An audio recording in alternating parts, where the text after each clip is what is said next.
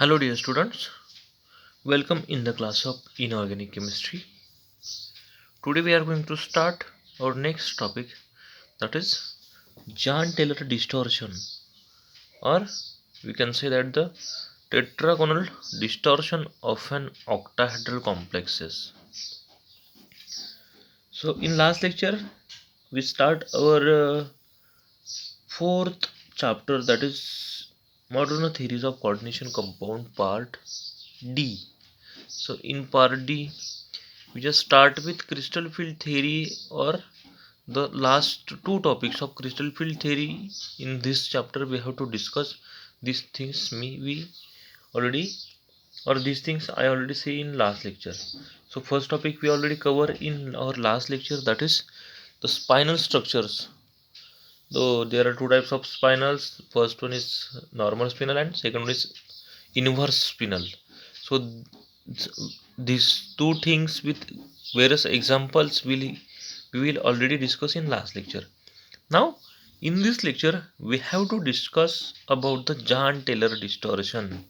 So what is Jahn-Taylor distortion, or the tetragonal distortion of octahedral complexes? So what is tetragonal will be distorted in octahedral complexes, how to it will be distorted? So these things we have to discuss in this chapter. So let's we just start. So the six coordinated complexes in which all the six distance between metal cation and the ligands are same and said to be regular octahedral complexes.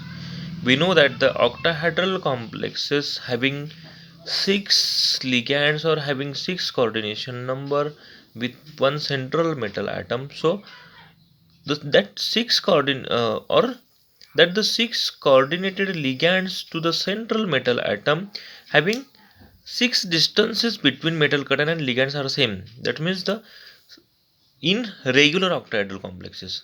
That means in what happens in regular octahedral complexes, the distance between that central metal atom and then all six ligands which are coordinated to that center metal ion is this distance is same from that metal or the central metal ion in regular octahedral complex.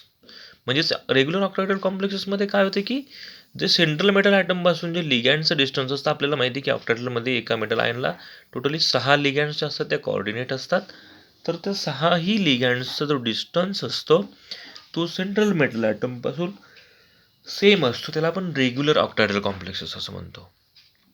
Then a complex will be regular octahedral when the electronic arrangement in T2J and EG orbitals is the symmetrical.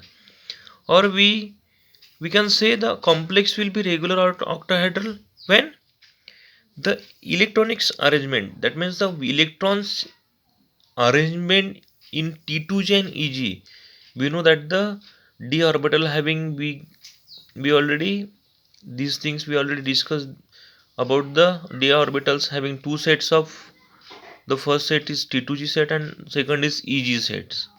So the both EG and T2G orbitals having their electronic arrangement is symmetrical.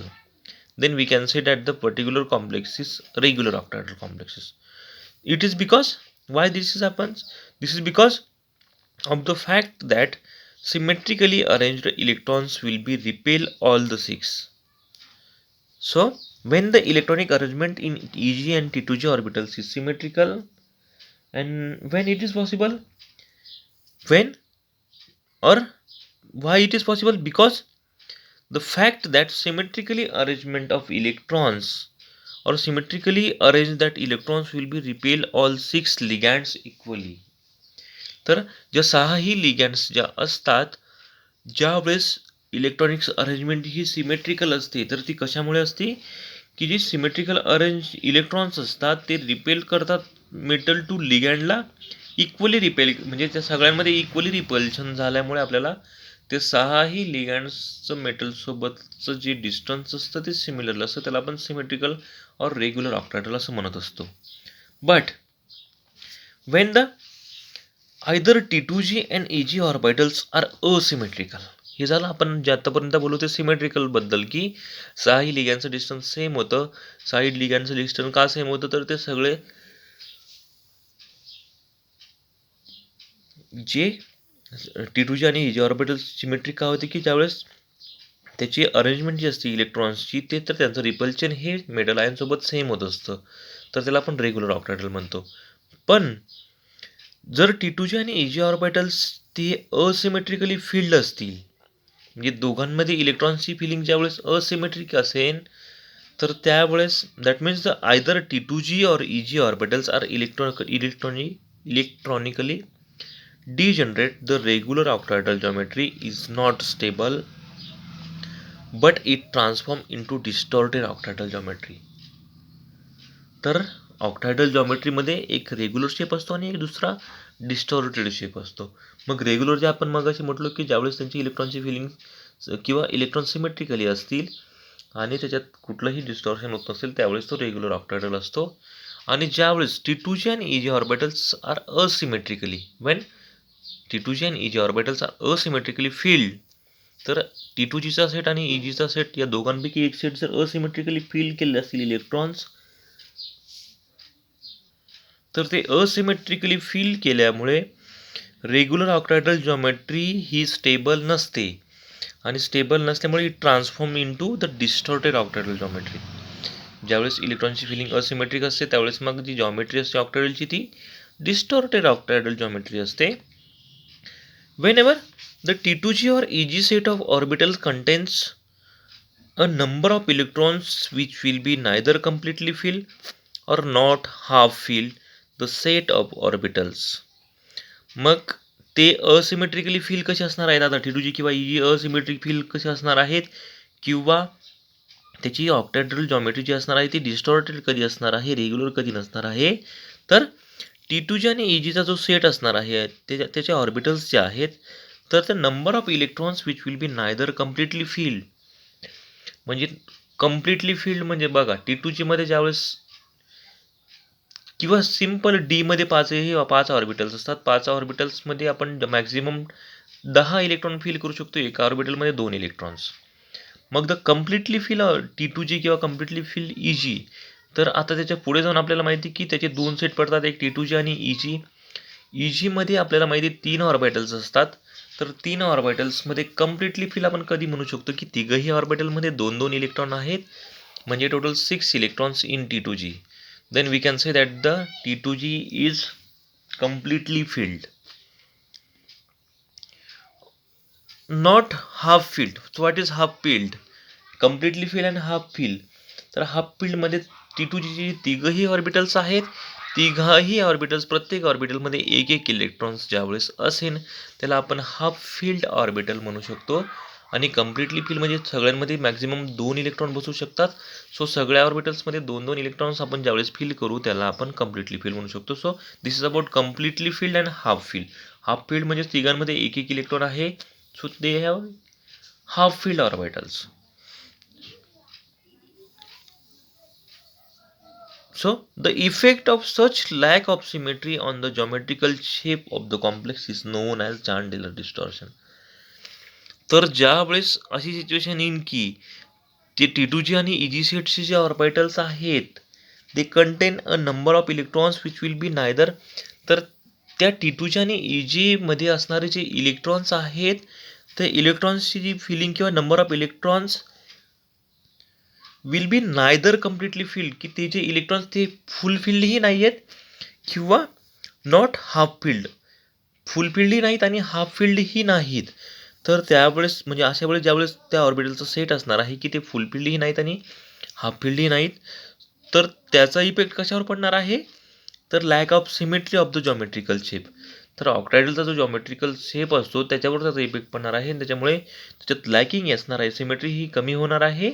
आणि ज्यावेळेस असे complex असतात तर त्यावेळेस ते distortion होणार आहे आणि त्या डिस्टॉर्शनला आपण जान टेलर इफेक्ट असं म्हणत असतो. तर तो जो इफेक्ट होतो ज्यावेळेस कम्प्लिटली फील्ड नाही ऑर्बिटल्स किंवा हाफ फील्डही नाहीत, मग त्यावेळेस त्याच्यात लॅक ऑफ सिमेट्री येणार आहे आणि लॅक ऑफ सिमेट्री असल्यामुळे त्याच्यात जॉमेट्रिकल शेपची जी सिमेट्री आहे ती डिस्टर्ब होणार आहे आणि ते ज्याच्यामुळे होतं त्याला जान टेलर इफेक्ट होतो. जान टेलर काय, तर जान टेलरने याच्यावर रिसर्च केला आणि त्यांनी हे डिस्टॉर्शन शोधून काढलं, त्याच्यामुळे त्याला जान टेलर इफेक्ट असं म्हटलं गेलं. तर खाली एक टेबल दिला आहे बघा, टेबलवरून तुमची ही जी वरची कन्सेप्ट आहे ती क्लिअर होईल. तर इथे काही कन्फिग्युरेशन दिले बघा, completely filled and half filled बद्दल बोलतोय आपण. तर this is कन्फिग्युरेशन D0, D3, D5, D6, D8 and D10. Now D0 आपल्याला माहिती, D0 कॉन्फिग्युरेशन असतं त्यावेळेस एकही 0D मध्ये एकही इलेक्ट्रॉन्स नाही. डी आपण डिवाइड केलेला आहे 5 ऑर्बिटल्स, 5 ऑर्बिटल्सचे 2 सेट, एक तुमचा T2G set, T2G having 3 orbitals and EG having 2 orbitals. EG मध्ये 2 ऑर्बिटल्स असतात, T2G मध्ये 3 ऑर्बिटल्स असतात. सो D0, तर D0 मध्ये 0 इलेक्ट्रॉन प्रेझेंट आहे डी ऑर्बिटल्स म्हणजे this is all orbitals are empty. तर इथे नेचर ऑफ लिगॅन्ड्स की इथे स्ट्रॉंग फील्ड लिगॅन्ड असेल किंवा वीक फील्ड असेल, एकही इलेक्ट्रॉन नाही, त्याच्यामुळे तुमचा कुठलाही इफेक्ट होत नाही. त्याचं एक्झाम्पल आहे टिटॅनियम डायऑक्साईड. तर हे त्यानंतर D3 बघूया. सगळे एक्झाम्पल बघून तुमचं क्लिअर होईल की ज्यावेळेस D3 सिस्टीम, आता D3 सिस्टीम जर बघितली तुम्ही तर T2G आणि EG 2 सेट 3 इलेक्ट्रॉन आपल्याला फिल करायचे आहे. तर आपण माहिती, आपण इलेक्ट्रॉन फिलिंग करत असताना सगळ्यांमध्ये आधी एक एक इलेक्ट्रॉन फिल करतो. सो D3 T2G मध्ये आपण 3 इलेक्ट्रॉन्स हे फिल केले. इथे आपला 3 इलेक्ट्रॉन संपले आहेत म्हणजे आपल्याला EG कडे जायची गरज पडली नाही. सो तुमची लिगॅन्ड स्ट्रॉंग असेल किंवा वीक फील्ड असेल, इथे पेरिंग वगैरेची काही का होत नाही. स्ट्रॉंग जरी असेल तरी आपण सुरुवातीला T2G मधले एक एक इलेक्ट्रॉन फिल करत जातो. मग पुढे जाऊन जो चौथा इलेक्ट्रॉन असेल तो EG मध्ये जाईन की T2G मध्ये जाईन, त्यावेळेस आपला स्ट्रॉंग फील्ड आणि वीक फील्ड आपण त्याच्यात हे करत असतो, कन्सिडर करत असतो. सो स्ट्रॉंग आणि वीक फील्ड लिगॅन्ड कोणतीही असेल तर त्याचं जे 3 इलेक्ट्रॉन्स असणार आहे ते T2G सेटमध्ये असणार आहेत.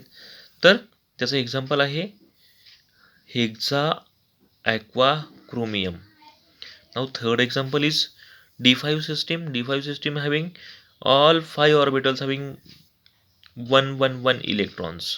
So T2G having 3 orbitals having 3 electrons and EG 2 orbitals having 2 electrons. So when it is possible, when ligand is weak field, ज्यावेळेस लिगॅन्ड वीक फील्ड असेल, D5 सिस्टीम असेल, तर ते सिम्पली T2G मध्ये एक इलेक्ट्रॉन आणि तुमचा वरती EG मध्ये एक इलेक्ट्रॉन फिल होत जाईल.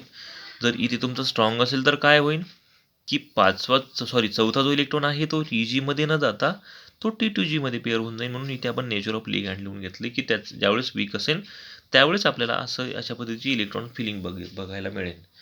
तर त्याचं एक्झाम्पल आहे hexafluoromagnet. Fluorine is a weak field ligand, and when weak field ligand which is coordinated to central metal atom, the complex shows high spin complex.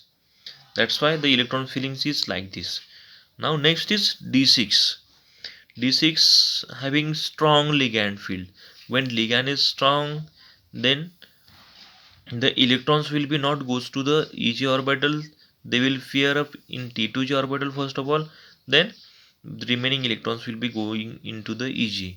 So D6 having 6 electrons, there are 3 orbitals in T2G. So first of all we fill up the 1 electrons, then the fourth electron will be pair up here, then fifth, then sixth.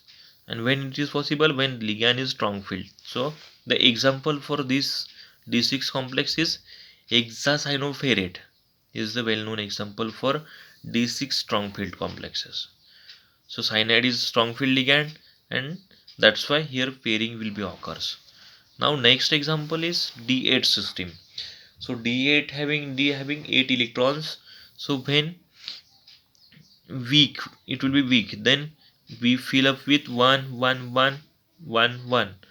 5 electrons in 5 orbitals, then next electrons in T2G orbitals. So this system for weak field complex in D8 system, that is the example is hexa aqua nickel complex. And the last one is D10 system. So in D10 system all 5 orbitals having pairing electrons or having 2 electrons in each orbitals. So ligand is strong or ligand is weak, there is no effect on ligand on D10 system. And the well known example for D10 system is hexaamino zinc is the well known example for D10 system. जर हा तुम्ही table बघितला, आपण आता table discuss केला, याच्या पुढे जाऊन आपल्याला हे बघायचे की हा तुमचा सिमेट्रिक आहे किंवा असिमेट्रिक कॉम्प्लेक्स आहे, किंवा हा तुमचा रेग्युलर ऑक्टेटल शेप दाखवतो किंवा डिस्टॉर्टेड ऑक्टेटल दाखवणार आहे. तर आपण आता जस्ट बघितलं की ज्या वेळेस त्याच्यात सिमेट्री प्रेझेंट असेल त्या ऑर्बिटल्समध्ये त्यावेळेस आपला जो शेप असतो तो रेग्युलर ऑक्टायड्रल शेप असतो. तर हे पाचही ऑर्बिटल्स बघितले आपण, सॉरी जेवढे एक्झाम्पल्स आहेत तेवढे बघितले. D0 मध्ये एकही तुमचा इलेक्ट्रॉन प्रेझेंट नाही, म्हणजे सगळे electrons are all orbitals are degenerate orbitals. Degenerate orbitals means all orbitals having same energy. तर एकही इलेक्ट्रॉन नसल्यामुळे सगळ्यांची एनर्जी जी आहे ती सेम आहे. त्यानंतर पुढचं एक्झाम्पल आहे D3. D3 म्हणजे तुमचा जर T2G बघितला, तिघही T2G मध्ये तुमची एनर्जी सेम आहे. याच्या जेवढी एनर्जी आहे तेवढीच याची आहे आणि तेवढीच याची सुद्धा आहे. हे दिस इज अबाउट T2G. नंतर EG सेटकडे गेलो आपण, तर EG मध्ये इथेही एकही इलेक्ट्रॉन नाही, इथेही सुद्धा एकही इलेक्ट्रॉन नाही, म्हणजे दोघंही ऑर्बिटल्सची एनर्जी ही सेम आहे. त्यानंतर त्याच्याही पुढे जाऊन आपली D5 सिस्टीम जर आपण बघितली, तर T2G having 3 orbitals having half filled और all orbitals having 1 electrons in each. And same thing in EG having 2 orbitals, so both orbitals having 1 electrons, so all having 1 electrons. So T2G having same energy and also EG having symmetrical energy or symmetrical uh, electrons fillings in T2G and EG also. Now the next is D6. So T2G having all orbitals having 2 2 and 2 electrons. So T2G all orbitals having same energy, and in EG 2 orbitals having also same energy, both having empty orbitals. Now next is D8. So D8 having 3 orbitals in T2G having same energy, all having 2 to 2 electrons, and 2 EG orbitals having 1 electron, so both having also same energy for EG. EG चे दोघे ऑर्बिटलची energy सेमच आहे ना, याच्यात एक electron आहे, याच्यात एक आहे. सो EGची एनर्जी सेपरेटली आपण विचार करायचा की EGची आणि T2Gची. तर T2Gची बघितलं आपण, तिघही ऑर्बिटल्समध्ये 2 इलेक्ट्रॉन्स आहेत, तर तिघांची एनर्जी ही सेम असणार आहे. आणि शेवटचा D10, सगळेही याच्यामध्ये सेम इलेक्ट्रॉन्स आहेत, तर सगळ्यांची जी एनर्जी असणार आहे ती किंवा इलेक्ट्रॉनिकची अरेंजमेंट असणार आहे ती सिमिलर असणार आहे. So this is table for symmetrical electronic arrangement. Now, if the d electrons are asymmetrical arranged, this is the last table is for symmetrical arrangement. Now, if the d electrons are asymmetrically arranged, they repel some ligands to greater extent than others. In such cases, the octahedral structure get distorted, that is, all bonds are not in equal length. तर आपण जो मागचा table बघितला त्याच्यात सगळ्यांची जी energy होती ती same होती, सगळ्यांची जी अरेंजमेंट होती ती सिमेट्रिकल अरेंजमेंट होती. आता पुढे जाऊन जर ह्या डी इलेक्ट्रॉन्सची अरेंजमेंट ही असिमेट्रिकली असणार आहे ज्यावेळेस, तर ते ज्यावेळेस असिमेट्रिकल अरेंजमेंट असेल म्हणजे त्याचं रिपल्शन जे असणार आहे ते काही लिगँड्सचं ते जास्त होईल इतरांपेक्षा, किंवा काहींचं रिपल्शन जास्त होईल काहींचं कमी होईल, कारण त्याच्या ऑर्बिटल्समध्ये इलेक्ट्रॉन्स जे आहे ते असिमेट्रिकल असणार आहेत. सिमेट्रिकल असल्यामुळे त्याची एनर्जी सेम होती, ते सेम रिपेल करत होते. बट ज्यावेळेस ते अनसिमेट्रिकल अरेंज असतील त्यावेळेस त्याची रिपल्शन हे जास्त होणार आहे.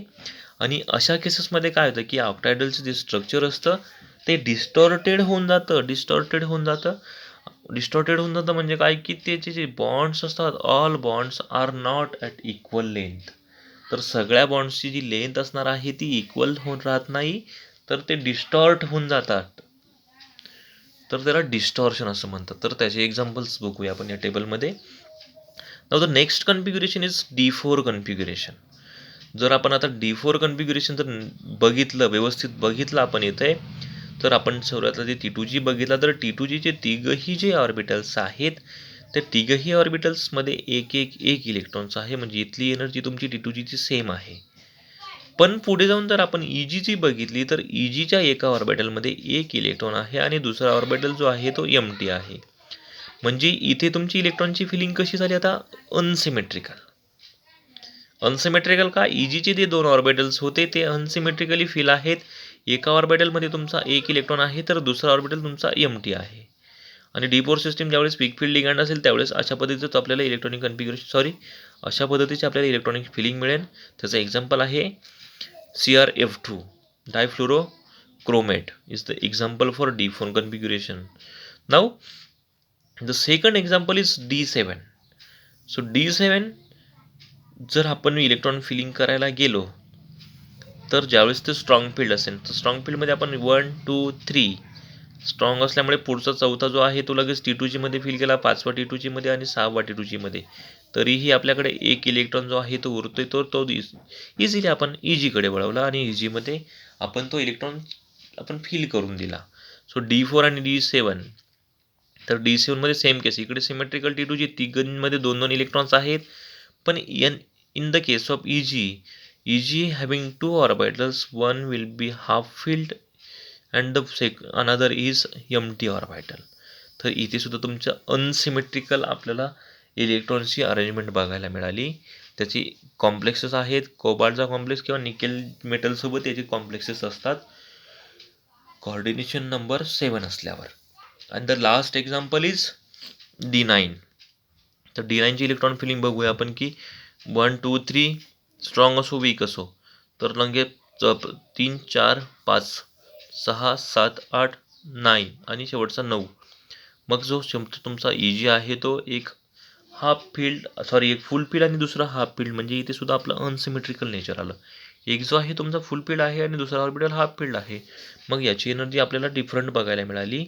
आणि D9 असलेला जो तुमचा सेंट्रल मेटल आयटम आहे तो कॉपर +2. तर ज्यावेळेस कॉपर +2 असेल त्यावेळेस आपलं D9 कन्फिगरेशन येतं.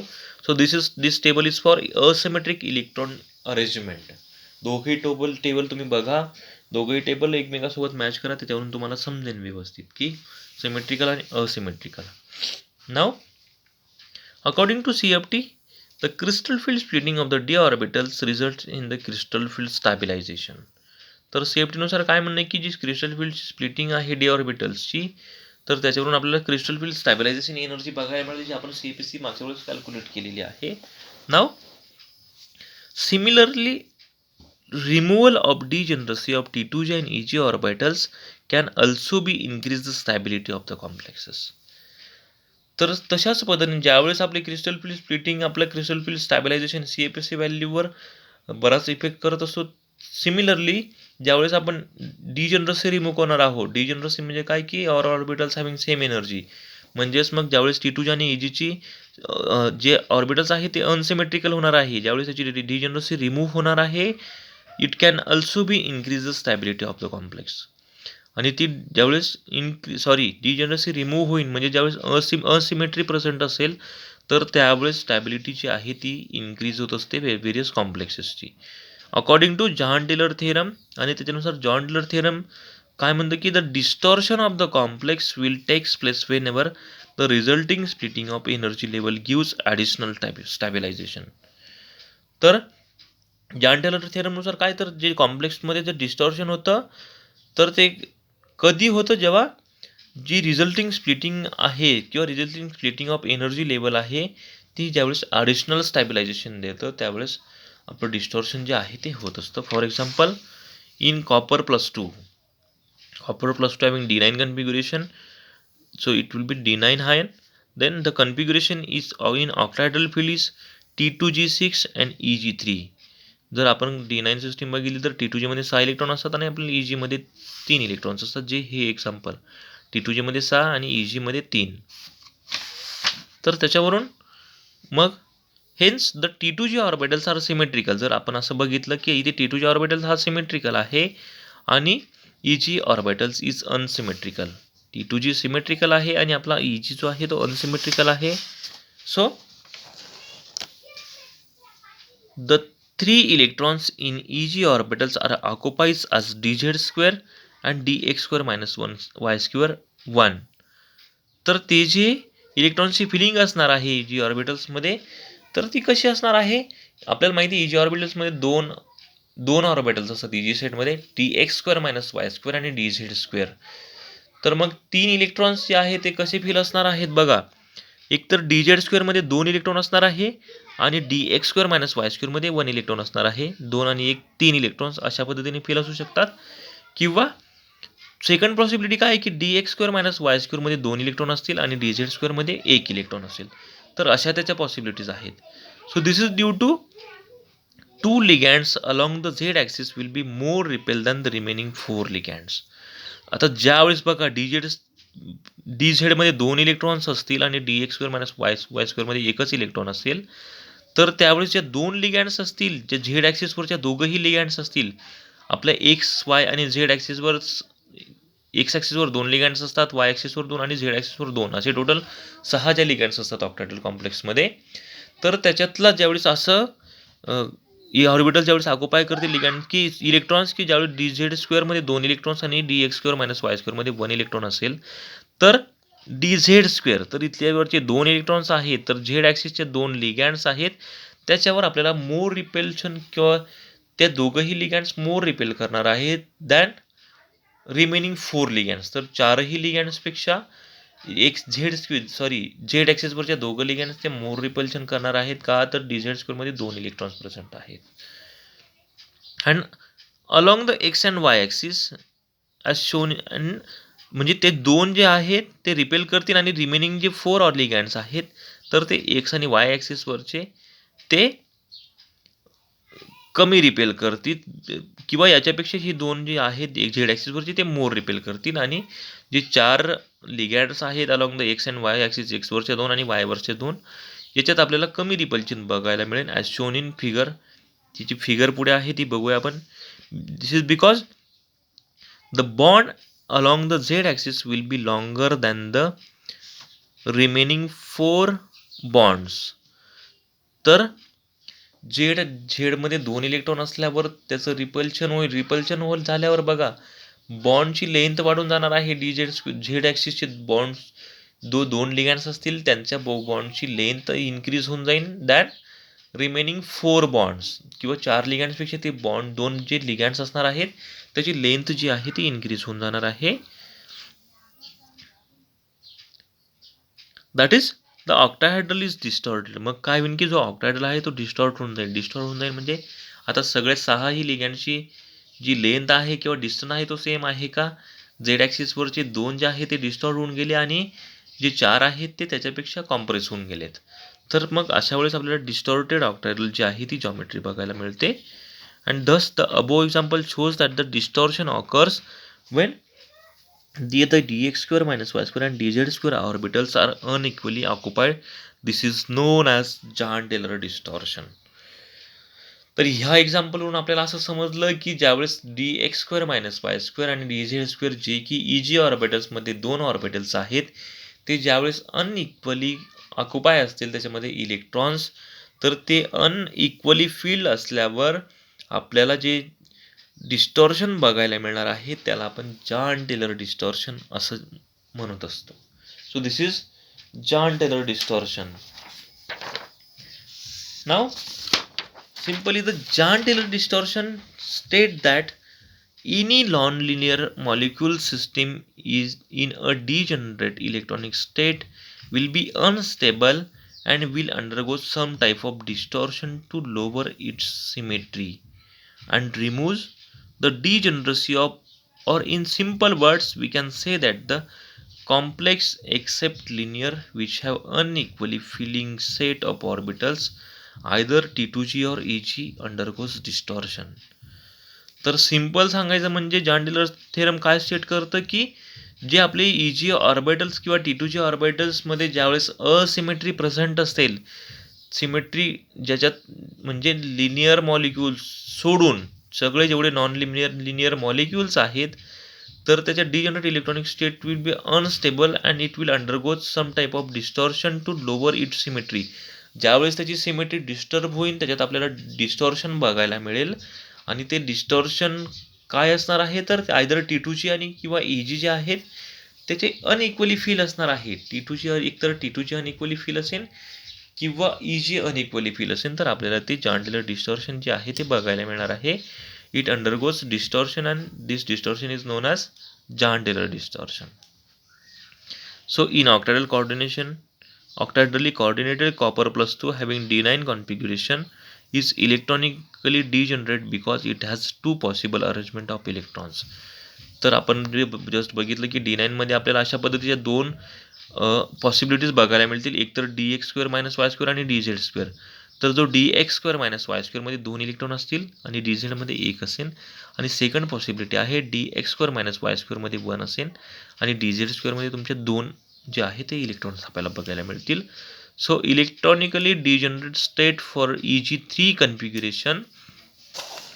तर ज्यावेळेस EG मध्ये 3 इलेक्ट्रॉन्स असतील तर आपल्याला the shapes are regular octahedral, then tetragonal compressed and tetragonally elongation are shown in the figure. तर ज्यावेळेस अशी असिमेट्री प्रेझेंट असेल EG ऑर्बिटलमध्ये तर आपल्याला असे 3 प्रकारचे वेगवेगळे शेप बघायला मिळणार आहेत.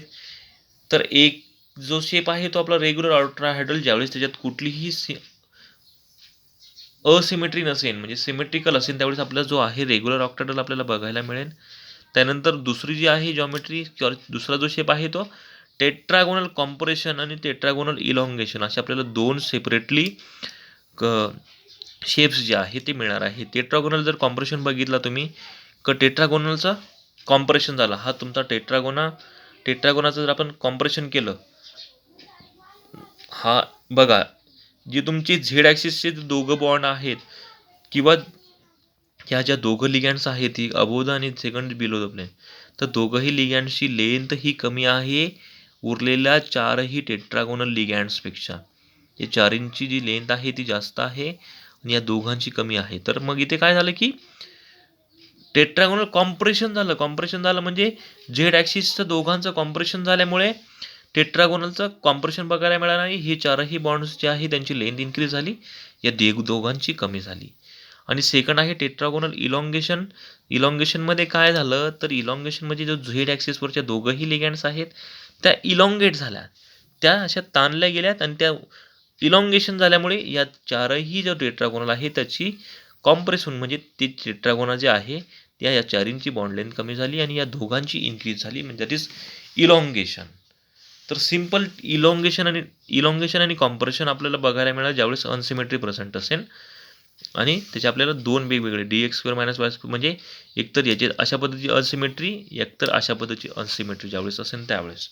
So the tetragonal elongation for copper +2 D9 complex gives additional stabilization by removing degeneracy EG as well as T2G orbitals. तर ज्यावेळेस अशा पद्धतीचं इलॉंगेशन होणार आहे in the case of D9 complex, तर आपल्याला कॉम्प्लेक्सचं ॲडिशनल स्टॅबिलायझेशन बघायला मिळणार आहे. तर त्याची डिजनरसी जी आहे ती रिमूव्ह करून, म्हणजे ज्यावेळेस कॉम्प्रेशन किंवा इलॉंगेशन होतो त्यावेळेस कॉम्प्लेक्स जो असतो किंवा सिम्पली ज्यावेळेस डिस्टॉर्शन होतो त्यावेळेस तो कॉम्प्लेक्स जो असतो तो मोर स्टॅबिलिटी जी आहे ती दाखवत असतो. ना हे पुढे शेप दिले त्याच्यावरून अजून क्लिअर होईल की बघा, दिस इज फॉर इलॉंगेशन ऑक्टाहेड्रल. ज्यावेळेस इलॉंगेशन होईल त्यावेळेस बघा, इलॉंगेशन म्हणजे आपल्या T2G मध्ये आपल्याला माहिती 3 ऑर्बिटल्स आहेत DXZ, DYZ आणि DXY.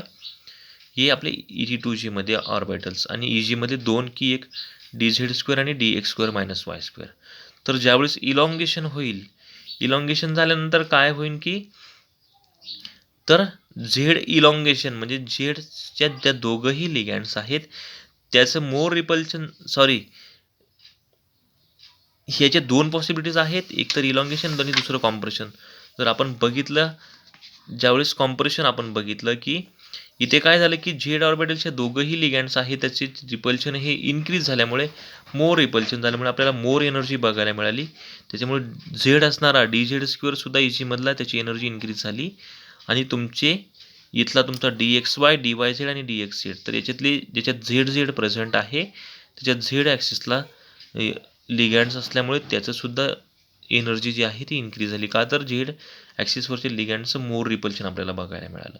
So this is compressed octahedron and the second possibility is elongation. So आणि आपल्या 2 पॉसिबिलिटी काय होत्या तर एक वेळा DX² मायनस वाय स्क्वेअर मध्ये 2 इलेक्ट्रॉन असतील आणि DZ² मध्ये 1 असेल आणि सेकंड पॉसिबिलिटी होती आपली की DZ² मध्ये ज्यावेळेस 2 इलेक्ट्रॉन्स असतील आणि DX² मायनस वाय स्क्वेअर मध्ये 1 इलेक्ट्रॉन असेल. तर ज्यावेळेस DX² मायनस वाय स्क्वेअर मध्ये 2 इलेक्ट्रॉन्स असतील तर XY ॲक्सिसचं मोर आपल्याला रिपल्शन बघायला मिळेल आणि त्याची एनर्जी सुद्धा मोर इन्क्रीज होईल. त्याच्यामुळे DXY ची एनर्जी जी आहे ती इन्क्रीज दाखवली बघा. than dxz and dyz. And also for Eg, the dx square minus y square will be, तर जी d x square minus y square आहे जो आहे तो त्याची एनर्जी जास्त आहे as compare to d Z square. तर अशा पद्धतीचे आपल्याला इथे दोन पॉसिबिलिटी बघायला मिळाल्या की एक वेळेस इलॉंगेशन आणि एक वेळेस कॉम्प्रेशन. तर this is all about Jahn Teller distortions. वाचल्यानंतर सहज समजेन असा टॉपिक आहे. सिम्पल इलॉंगेशन किंवा कॉम्प्रेशन आपल्याला बघायला मिळत असतं त्याच्यामध्ये. तर अतिशय इंटरेस्टिंग आणि अतिशय सोपा टॉपिक. हा टॉपिक ब्लॅकबोर्डवर अजून व्यवस्थित समजवता आला असता, इथे थेरॉटिकल असल्यामुळे. पण तरीही जर तुम्ही वाचाल 2 वेळा तर तुम्हाला तो टॉपिक अतिशय व्यवस्थितपणे समजेल की what is compression and what is elongation.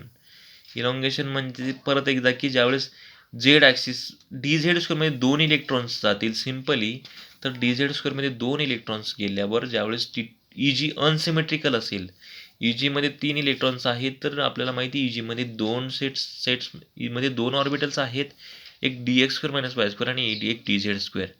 तर त्यावेळेस पहिली पॉसिबिलिटी अशी असल्यावर की ज्यावेळेस डी झेड स्क्वेअरमध्ये 2 इलेक्ट्रॉन्स असतील, तर डी झेड स्क्वेअरमध्ये 2 इलेक्ट्रॉन असल्यावर झेड ॲक्सिसला असणाऱ्या दोघंही लिगँड्सचं मोर रिपल्शन आपल्याला बघायला मिळेल. आणि मोर रिपल्शन झाल्यावर जो आहे त्याची एनर्जी आहे ती इन्क्रीज होणार आहे. त्याच्यामुळे त्याच्यात झेड ॲक्सिसवरचे डी झेड स्क्वेअर किंवा डी एक्स झेड आणि डी वाय झेड हे यांची एनर्जी इन्क्रीज होते as compare to D X Y and D x square minus Y स्क्वेअरपेक्षा. त्याचं अपोजिट इलॉंगेशनमध्ये काय होतं की ई जीमध्ये 3 इलेक्ट्रॉन्स असल्यावर आपल्याकडे 2 ऑर्बिटल्स आहेत, D x square minus y square आणि डी झेड स्क्वेअर. तर मग D x square minus Y स्क्वेअरमध्ये ज्यावेळेस 2 इलेक्ट्रॉन्स असतील आणि डी झेड स्क्वेअरमध्ये 1 असेल, तर त्यावेळेस D x square minus Y स्क्वेअरची एनर्जी ही इन्क्रीज होईल आणि इन्क्रीज झाल्यामुळे आपल्याला त्याच्यात इलॉंगेशन बघायला मिळेल. So this is all about Jahn Teller distortion. And the last topic for the crystal field theory is limitations of crystal field theory. So the crystal field theory explains successfully the structure of the complex then magnetic